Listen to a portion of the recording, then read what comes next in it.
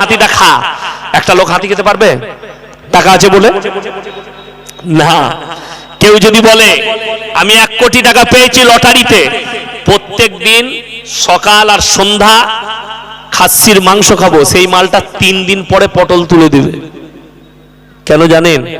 Doctor বলছে, ডাক্তারবাবু চলে গেলেন, ওনারা জানেন, 100 গ্রাম খাসির মাংস কেউ যদি খায় সেটা হজম করতে সময় লাগে 250 মিনিট।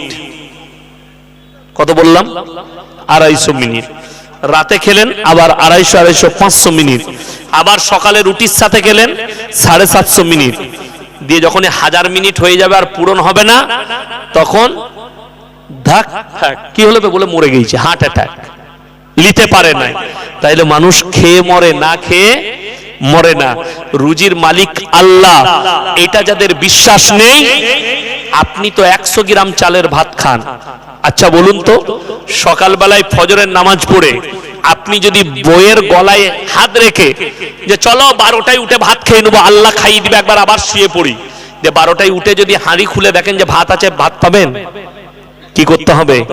পরিশ্রম করতে হবে। আপনাকে আপনার বিবিকে রান্না করতে হবে, আপনাকে ইনকামের জন্য যেতে হবে, খাদ্য সঞ্চয়ের জন্য আপনাকে ইনকাম করতে হবে।